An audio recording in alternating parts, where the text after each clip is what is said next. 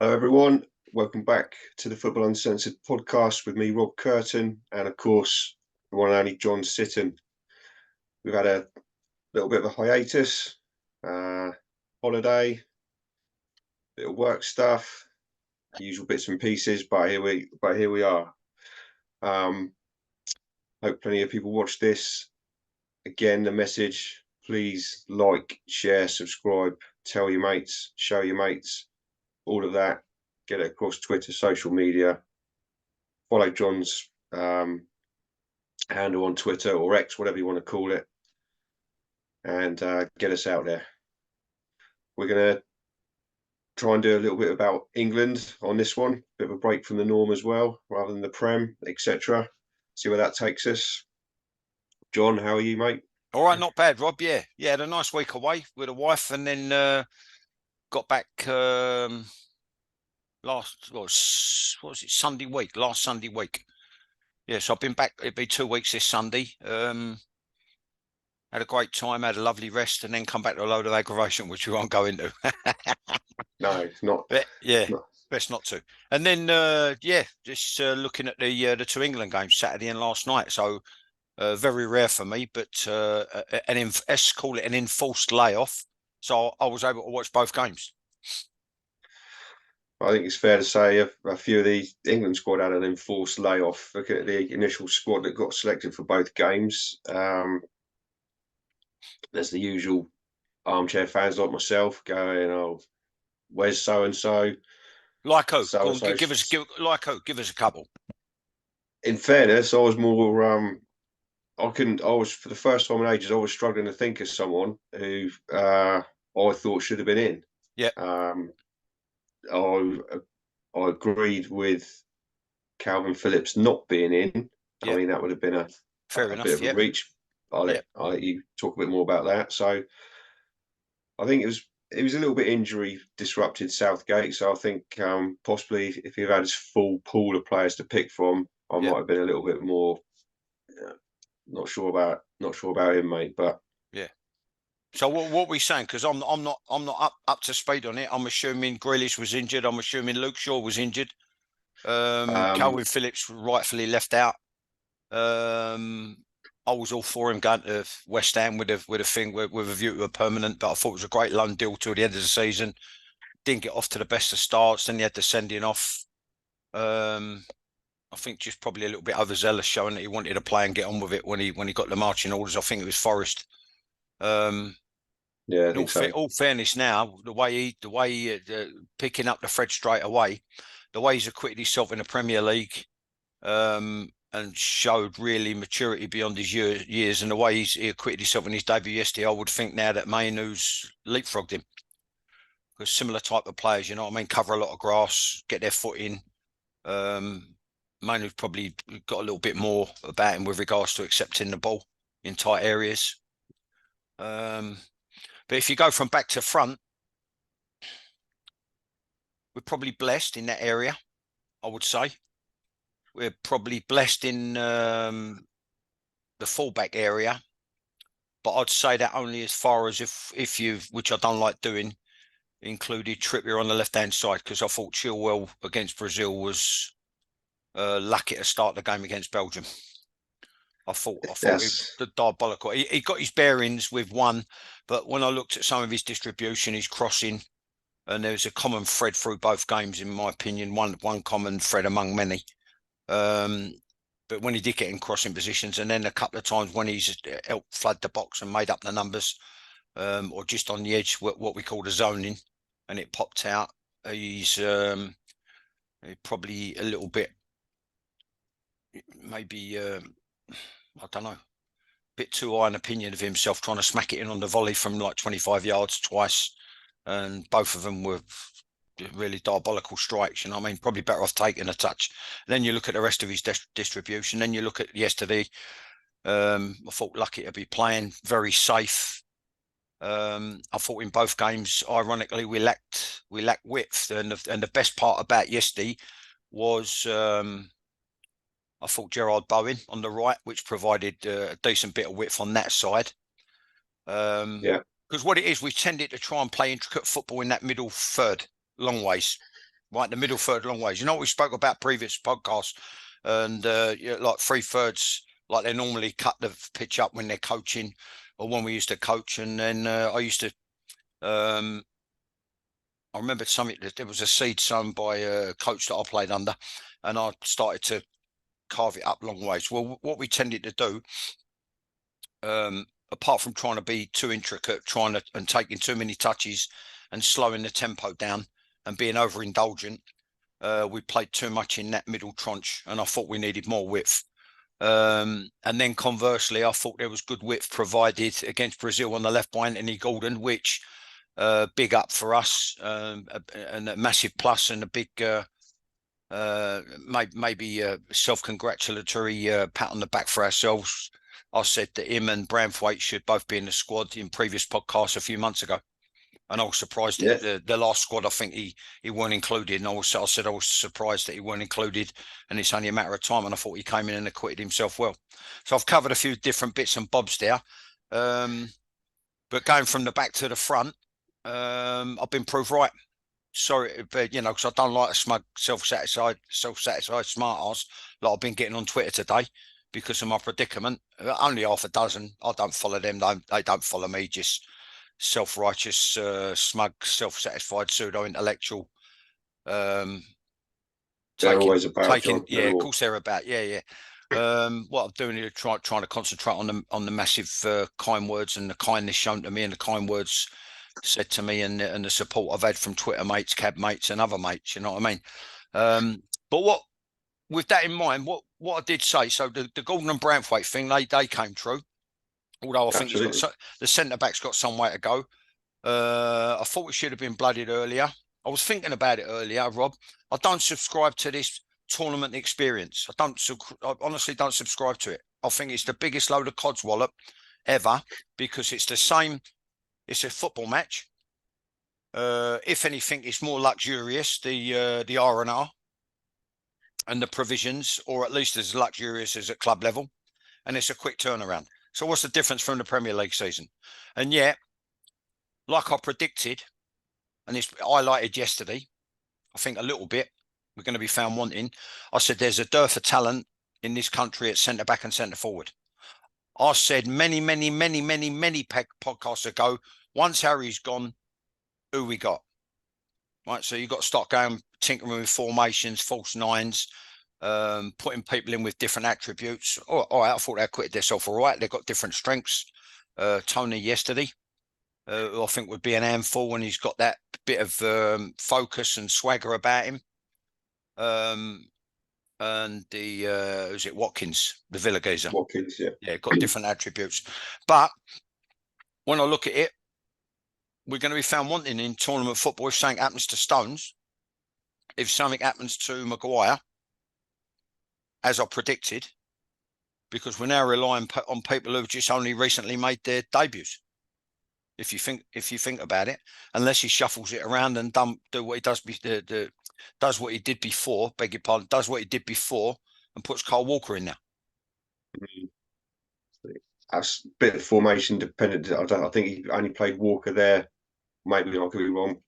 When they tried the wing backs, or the 3 at the back, 5 at the back, whatever you want to call it, and they played Walker on the right side of the central 3, didn't he? And Luke Shaw's also been tried left side of the central 3. So regardless of squad, you like to think whoever he selects are gonna acquit themselves. Which he rightfully said, Tony, and I think Bellingham said it, who I think should be captain, by the way. You said that before. I said it before, and I just think he's magnificent player, magnificent athlete, magnificent focal point. He's got a magnificent swagger and arrogance about him, which I think you've got to aspire to when you're playing at that level. And I think he treads a fine line. He does get involved in a couple of things. He's shown a little bit, but he's still only 20. With all the kick in the post and the frustration, there's a little bit theatrical and all that. But honestly believe your star player should be your skipper. And I think he's our star player. And I honestly think he's our only world-class player. Oh, he got kicked a bit. He was clearly targeted by the Brazilians. I thought they were trying to wind him up. Good. Good. and he, Good. but that just shows. I guess that just underlines what you've said about him. They viewed him as our star player and main threat, and Yeah. therefore targeted him. I guess that's Yeah. Yeah. fairly Yeah. standard. I'll tell you what. It also And highlights. It also highlights that I was right again. We're not feral enough. We're not streetwise enough. Um, we haven't got their cynicism. When I was going back to, I mean, I was only at third division level with Leighton Orient, but when we got the academy up straight A1 and all that, and I was saying I'm looking for specific help to create players, hybrid players. The tactical nous and discipline and rigidity, if you like, of playing the percentage stuff of a German. The supposed heart, never say die attitude, work rate of an Englishman. The ability to try things of maybe, and the arrogance of maybe a Frenchman, the passing ability and movement of maybe a Spaniard, and most certainly the cynicism and ruthlessness of a South American. And I thought Brazil is Brazil. Brazil are Brazil. And we know their record on the world stage, but they're not high and mighty, too high and mighty, whereby they won't stoop to being that cynical, where all just what we used to say at coaching level and not what I was coached. If it's looking like it's going a little bit tits up, stop the game. You know what I mean? And this is what I mean by things even at club level. I mean, the only ones I've seen do it at Man City and they've continued to do it, and it goes a little bit unrecognised and unpunished. And if they look like they're having a bit of a dodgy patch, or they're going to get caught on the rebound, or they're having a bit of a line, or like they did when I watched them against Chelsea in the League Cup final many moons ago. A friend of mine, not Said, he took us up there as his guests, and Chelsea were unbelievable for 20 minutes. As soon as it looked like they were getting on top, or it looked like there could be a move, and then someone was going to punch it wide to whip a crossing, there's just bang, foul. Stop the game, bang, foul, stop the game, bang, foul, stop the game. And like you say, the Brazilians, even they stooped to that level to get a result. And I thought they were magnificently disciplined. They kept their shape. And what they also showed, along with Belgium, actually, how vulnerable we are with regards to reminding players and coaching players from a very young age not to get caught on the break and keep concentrating and keep communicating and make sure you're marking on the right side, because I thought we looked very vulnerable in both games. I mean, yeah, both agree. I think about the first 20, 25 minutes or so of the Brazil game, watching it, I noticed they were not walking through us so much, but it wasn't very difficult for them to pass through us, and that was either wide or through the middle. The first 20 minutes or so, to me, there seemed to be quite a few chances, and more for Brazil than us. And yeah, it's all a bit too easy. But yeah, perhaps that's highlighted by a couple of things you mentioned, like our lack of streetwise smarts and maybe a bit of laziness, Rob. and Yeah, I and mean, our weakness at I centre don't know back. what I don't know what your general overview is. I'll be honest with my general overview. I was disappointed with both games. I thought we were better last night against Belgium, better collectively than we were against Brazil, but there were more positive individual performances against Brazil than Belgium for me, because you had, say, Anthony Gordon, Bellingham, Rice had another solid game. I thought the Villa lad, whose name escapes me for a second, What, the Watkins, defender, Konsa? Konsa, yeah, who came on. He came on and played. He came on for Walker against Brazil. I thought he had a decent game. Yeah, And I think he came on for Stones last night against. Did he come on for Stones yeah, we did. last night and slotted in the centre half? So he's had a game at right back and a game at centre half. I thought he was decent, but overall we seemed collectively to at least look a little bit better against Belgium than Brazil. But Yeah. that's just from my eyes. Yeah, so it's amazing how you different perspectives. I mean, you've got to talk it up. The media have got to talk it up. Joe Cole's got to talk it up. ITV, Channel 4's got to talk it up, but I couldn't really find a way to talk it up other than individual performance, which is a total opposite of what you said. I mean, I thought Foden was absolutely outstanding yesterday. He's the only one who got on the ball, and he looked to be A, direct, B, purposeful, and C, looked to pass ahead of him. You look at both games, we were passing for the sake of passing, to me, right? And there was too many behind the ball in both games. And it was like sideways, in, back, sideways, in, back, turn it out, back to the centre back, back to the keeper, out wide, in, into the front, back. Do you know what I mean? Every now and again, and this is maybe where the presence came in with Tony yesterday. I think every now and again you've got to look to get it high and wide early, like they did with Jared Bowen. And I thought he played his way into the squad. I thought he created a lot of problems. I thought he showed an appetite for getting in the box, appetite for goals, appetite for work. Mainu again, I think he's played his way into the squad. I'll be surprised if he don't go. And I thought Gordon did enough against Brazil to play his way into the squad to go in the summer. But what I liked was the focal point and the presence of Tony up front. You know why? Because it didn't faze him when he didn't get the ball. He used it as a chance to maybe have a breather and then look at what was developing and maybe threaten the back of the defender open. It's going to, and for me, it didn't arrive in the box enough, right? The point being, when you look at Harry, who's our, we've got a sole dependency on Harry Kane, it would seem, which I predicted with a dearth of talent of English centre forwards. I mean, you've got some unbelievable centre forwards in the Premier League, but they're not English. What he tends to do, Harry, he tends to drift deep to try and get the ball and get involved in the game and get on the half turn like he did for Spurs. I haven't seen him for Munich, but for Spurs, he used to come off and get on the half turn and knock that ball in behind either side, you know, for Son or one of the others, making a run beyond him, right? So he started to do the same for England, and I thought, no, you're coming too deep, right? What I liked about Tony was he says, no, I'll leave it to them. And what I'm going to stay high, hoping that we get the ball wide and we get a good delivery into the box. Yeah. So I thought, you know, he's very, very showed a lot of intelligence for me yesterday, and obviously, you know, very cool with a penalty. Yeah, good pen as per normal. Watkins going the comparison of Watkins against Brazil and Tony against Belgium. Thought Watkins. He didn't seem to get a lot of service to me. Whether that was, I agree. Whether that was what you said about the sideways, backwards.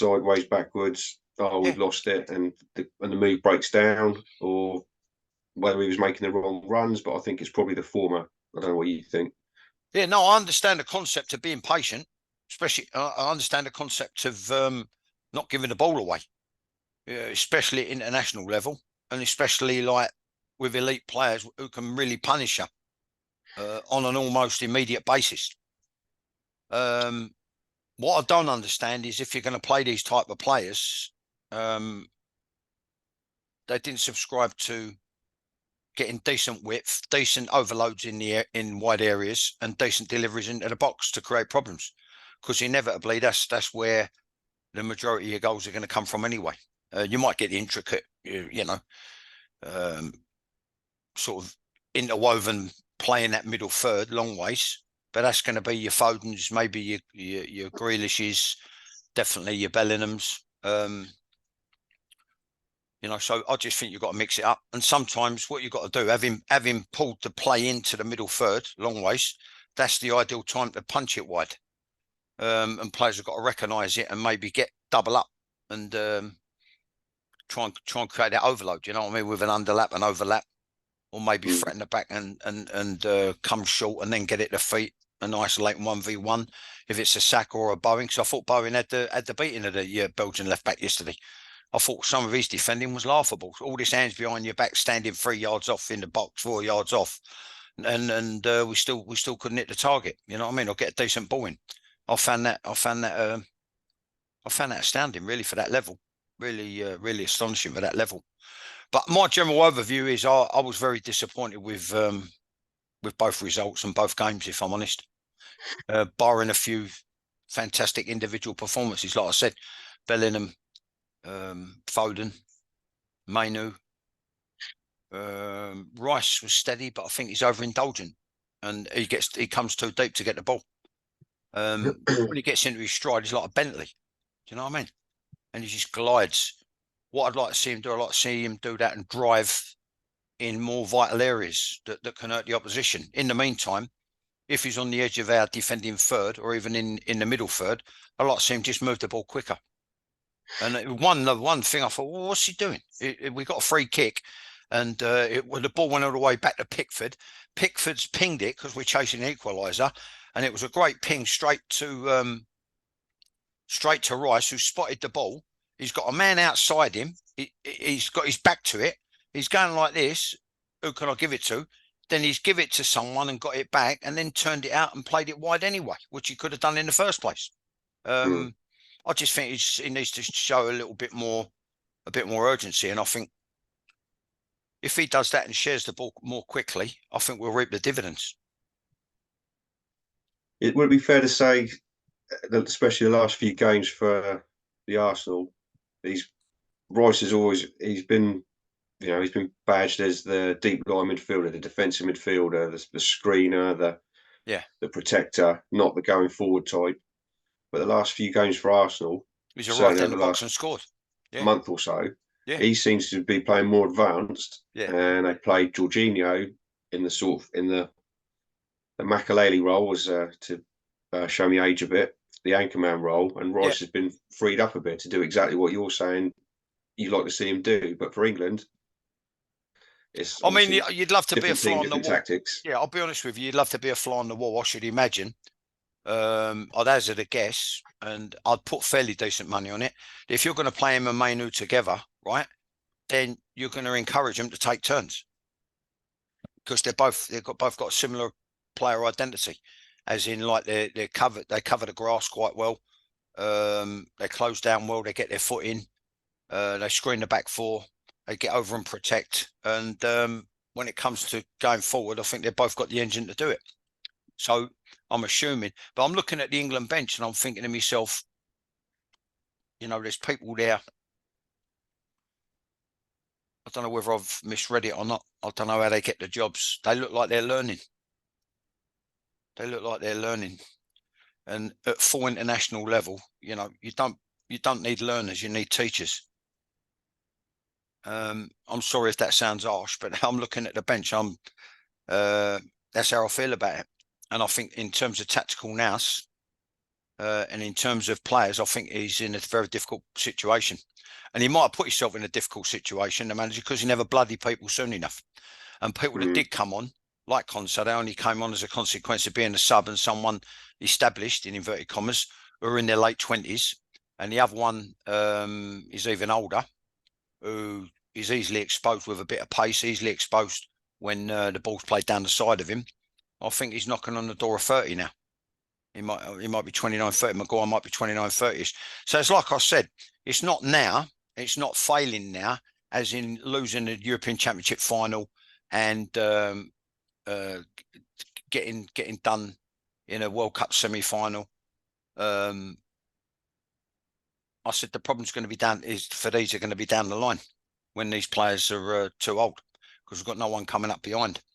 And it's one of them things, whether it's an international manager or whether it's a club manager, you've got to have one eye on tomorrow.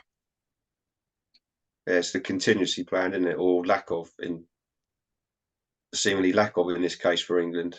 Branthwaite, who we've obviously championed and got in the squad, well deserved, didn't play a minute over the two games. Yeah. And what was the point in him being there if he wasn't going to get a minute? Yeah, I agree. And when you look at people like Gomez, built like probably a cruiserweight boxer, magnificent athlete, looks powerful and quick, but he makes hasty decisions and he rushes in because of his athleticism, and he don't play with that. And you look at how easily he got rolled yesterday. Maybe 3 or 4 times. All right, okay, he's up against a flying machine. But then don't leave him isolated. Do you know what I mean? So if you find yourself isolated, you've got to go, whoa. I've got to be careful here. I've got to make sure I don't do something hasty. because all of a sudden, boom, boom, boom, and they wriggle in behind, and then they've, you know, like it showed a couple of times. Momentarily, we were outnumbered like 4v3 or 3v2, and then players got back into the picture. Luckily enough, Yeah, yeah. So I don't know. Does it bode well for the tournament? depends. It's like you say, we've got, apart from the obvious deficiencies, you know, you've said for ages we're not great at centre half. We've got injuries at fullback at the moment, so defence is a worry, even more so than it normally is. If you put our first choice 11 on the pitch and play how they potentially could play, yeah, we've got as good a chance as anyone to win the tournament. Yeah. But How many more years are we going to talk about potential? You're driving me mad with yeah, that word. I I mean, look think at him. Look at him yesterday, Pickford, schoolboy error. Look at the um, centre back dunk, schoolboy error. mm, Right. You listen when I think it was Foden set the ball back to him, and he hasn't really gone flat and wide. It's Foden, he should have gone flat and wide. But what he's done, he set it back to him, and he's sort of gone wide-ish, and then sort of jogged on, in thinking that it's going to go. And what you do, you are on the side of caution. You don't sometimes, and even at international level, right? I would say probably even more the case. Most certainly at Premier League level. Sometimes you just got to settle for being solid. Sometimes you just got to do the appropriate thing. Sometimes you just got to do the right thing. Sometimes you just got to do the professional thing. Now, with all those things in mind, he should have got it out of his feet and he should have played it down the same side, which was the right side, which is the outside. He's tried to hit a worldie, like a lot of people like an Hollywood ball, a crossfield ball.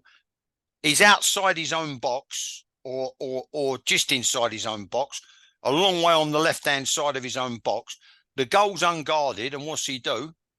He underhits it straight to the geezer who feeds Tielemans, however you say his name. Tillman's, yeah, You that'd know what do. I mean? Schoolboy error.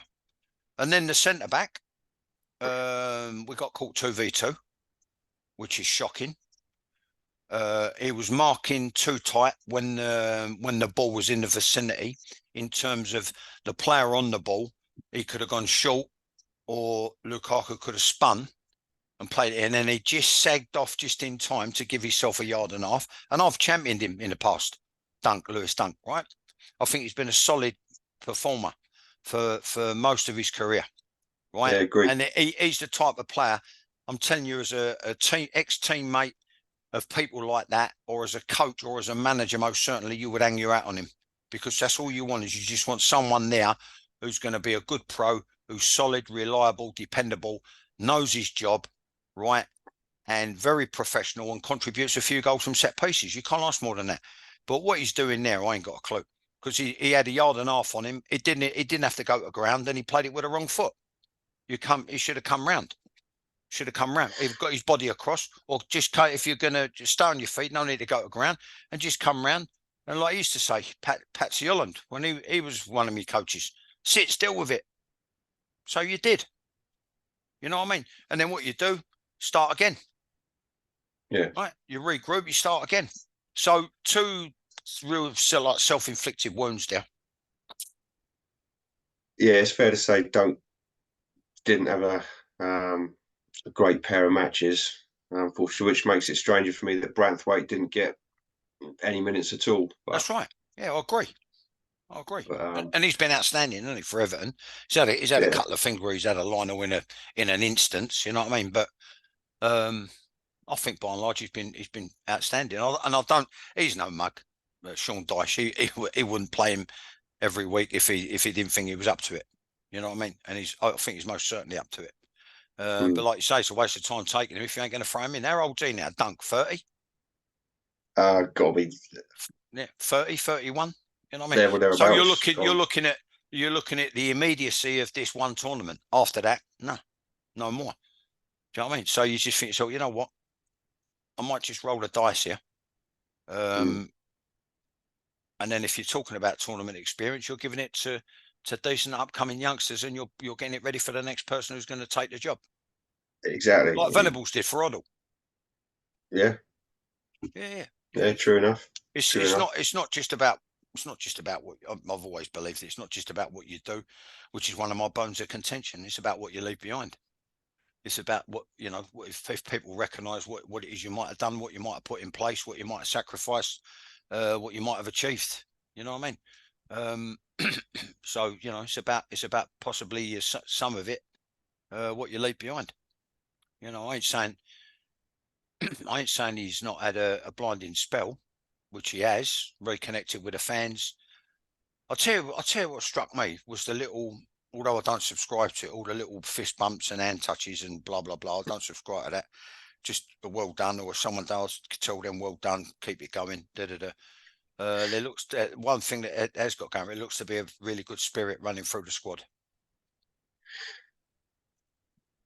That's a good starting point. If nothing else, no infighting, no Yeah, politics, no nothing like that. yeah, Um, just going back to the Mainu, excuse pronunciation, the young Man United lad who got promoted from the under-21s following a couple of other injuries after the squad was made.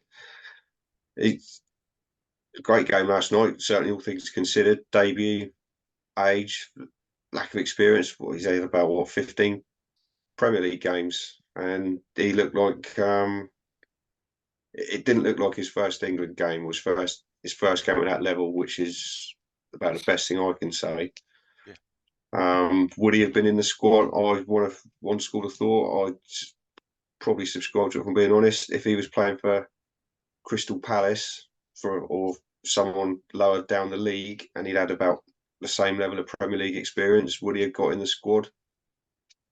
Is he I there think because you got a point. Yeah, you got a very good point. Yeah, don't probably. get me wrong, Yeah, fortuitously it turned out brilliantly, but yeah. You know what? That's like I've always said. And as I've got older, I'm a great believer in it. A lot of it's to do with fate. A lot of it's to do with circumstances. A lot of it's to do with tell what was I reading the other day? I'm gonna use it. But the English version is I'll listen to the American version, but um, the English version used to be when I was coming up as a coach. Luck is where preparation meets opportunity, and yeah, I've heard I that. yeah, and yeah, because so we used to joke and you lucky so and so, you know what I mean, or you lucky this or you lucky that, and someone said, always remember, luck is where preparation meets opportunity, and I thought that's probably sums up his meteoric rise thus far to you know, the first team at United and the England squad, and he didn't look out of place at all. And these things No. happen, and sometimes when they happen, it's a catalyst for something bigger. Mm. And it might be that he's played his way not just into the squad but into the side, because I thought him and Rice looked very comfortable together. Although, like I said, I would be nagging him like mad. I'd be there as a teacher, not as a learner. Like I'm looking at some people on the bench, and um, it can only be a credibility thing from the playing side of it, among others who I don't even recognise. But I would be nagging him like mad just to Rice, that is, to share the ball quicker, because I think he had so much of the ball. What you've got to realise is that the person, somebody like him, a player like him, when they have so much of the ball, they can actually dictate the pace of the game and dictate the tempo. And the more deliberate and the more uh, cumbersome and the more indulgent you are, or the more indulgent it looks, and the more touches you take, the easier it is for the opposition. And I just think, like, and when he does take the 2 or 3 or 4 and starts drive with the ball, he's got to do it in the right areas. I think he's coming too deep to get it. Yeah, different, like I said, different performances for Arsenal and England, but possibly constraints of the role he's asked to play by Southgate for England. Like you say, Yeah, be good to be a fly on the wall in the dressing room to hear the I'd love tactical to be. Yeah. talks. Well, the last one who was Um, asked to play that role was Wilshere. Um, and if the opposition's got anything about him, what they'll do, they'll hunt him down, because he's not as tricky and as wriggly as Wilshere. What they used to do with Wilshere is whack him up in the air on the edge of his own D, hence all his injury problems. And I had an immediate cure to his injury problems as his club manager and his international team manager. I would get the team 10, 12 yards further up the football field, right? And make sure he received the ball further up the football field. Then all of a sudden the opposition are going to go, whoa, whoa, whoa, I don't really want to be conceding set pieces and whacking people up in the area. Whereas they used to take turns getting yellow cards, hence the weight of Bick's ankles. You know what I mean? So the bottom line, I'm telling you, I'm going deep with it. I'm going deeper than you think, deeper than you know. And these are the type of things that will be going on amongst teammates and in the dressing room between coaches and team and their players. You know, if you get a chance to think, make sure you rivet him. You know what I mean? And that's what used to happen. And I think it cost him probably a third of his career. Anyone with anything about him will do the same to Rice, because I think he invites challenges. And that's what he's got to be careful of. Bellingham, although with Bellingham, he does it further up the field. So, you know, it might come at a bigger price. Yeah. We're down literally our last couple of minutes on this session, John. So let's not leave ourselves high and dry. Is there anything else you want to sum up from the England game? A player? No, I think there was a few. Put it this way, I thought I was nonplussed by it, and the reason I was nonplussed is I think there was just as many things to be ironed out, negatives as there were positives. I think the main positives came from individual performances. What we've got to do, we've got to arrive on the scene as a fully functioning, cut errors to a minimum squad, and then we might be in business. But sorry, and I'm proven wrong. Deep down, I think I do. But I said it well over a decade ago, but longer, when I was coaching and staffing courses, and people asked me questions, and I thought I'm going to give an honest answer. And as pessimistic and as much of a downer as it sounds, I did say at the time, I can't see England winning anything in my lifetime. We've had a couple of near misses, but unless we iron out the problems we got, and unless someone appears from nowhere, and unless we find a collective consistency and stamp out the individual errors, I think I'll be right. Say yourself and me, and I'm sure everyone else who's English hopes you're wrong. Yeah. But I think if the vast majority of people being honest with themselves, they probably share that opinion. I think, you know, we just can't quite get over that line. It just seems to be what we do as a football nation. Okay, well, say into the last minute now. So again, thank you from me, everyone, for watching. Please continue to do so. We're going to try and get back into the regular routine again. Yes. So yes. Keep supporting us, please. Yeah. Thanks, everyone. And I hope you enjoy what we've said. You may agree, you may disagree. But either way, I hope you've enjoyed it. Please like, subscribe, follow, share, and we'll see you next time. Thanks for your time, Rob. No problem, John. Obviously, Cheers, mate. hopefully we'll get another one fairly soon. Yeah. Well, we're back to regular this week, aren't we? Back to regular Premier League. So all things being equal, it should be shouldn't be a problem. We can get things going weekend or early next week. Pick up the thread where we left off, and then it's looking very, very tasty. It's all bunching up.